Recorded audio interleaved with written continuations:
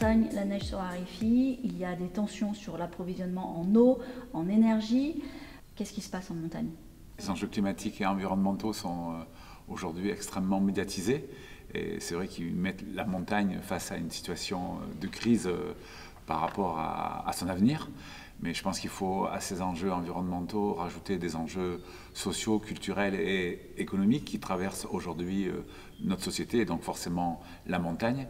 Il y a aussi beaucoup de difficultés économiques dans beaucoup de vallées, notamment dans les Pyrénées ici, du chômage, des difficultés pour les travailleurs saisonniers à se loger. Il y a du déclin démographique dans les vallées. Il faut voir la problématique de la transition en montagne de manière plus large, à travers un prisme plus sociétal et qui ne soit pas uniquement le prisme des impacts environnementaux. Après, par rapport à votre question, effectivement, la montagne connaît un engouement, mais essentiellement estival, en été. Alors dans les Pyrénées, c'est très net puisqu'on est à 56% de la fréquentation en été, contrairement aux Alpes, qui n'est qu'à 25%. Donc la montagne pyrénéenne a été prise d'assaut, notamment dans ses sites les plus médiatisés, les plus emblématiques, ici. Mais par contre, en hiver, on est bien sur une érosion de la demande qui concerne essentiellement les jeunes, qui fréquentent de moins en moins la montagne, et notamment les stations.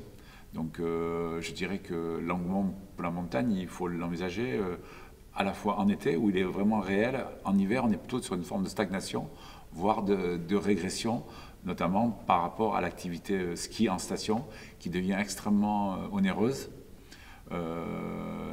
extrêmement aussi critiquée par beaucoup de gens, parce que les stations, c'est un peu, il y a une forme de station bashing avec des stations qui polluent, des stations qui coûtent cher, des stations qui ont complètement polarisé l'activité de la montagne sur un secteur et délaissé les autres.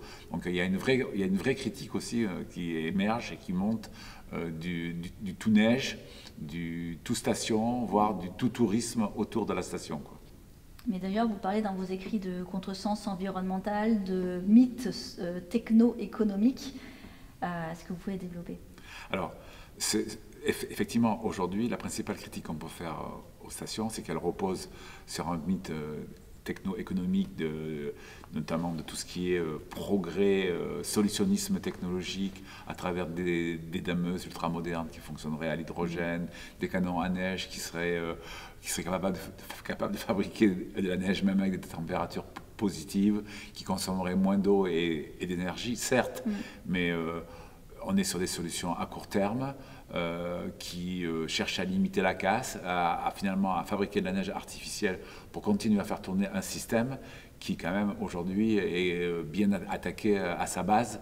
Donc on a le sentiment qu'on est à bout de souffle de cette logique-là et que ça relève plus du mythe et on est en plus en vrai contresens, c'est-à-dire que les gens ont envie d'autre chose que d'une montagne qui fonctionne avec des canons à neige. Ils ont envie de skier sur autre chose qu'un petit ruban verglacé au milieu d'un alpage sans neige.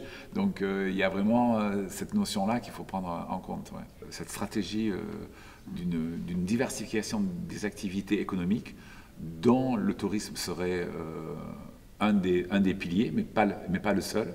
C'est-à-dire qu'il faut renforcer tout ce qui est agropastoralisme, sylviculture, hydroélectricité, les filières laine, il faut amener davantage de culture, il faut donner envie aux gens de venir travailler ici, il faut créer des tiers-lieux, il faut développer le télétravail, et donc du coup permettre aux gens de venir vraiment habiter, travailler et vivre en montagne. Et là, on pourra parler d'une montagne 4 saisons, qui ne sera pas uniquement un lieu de passage, un lieu de séjour, mais un lieu d'habitat.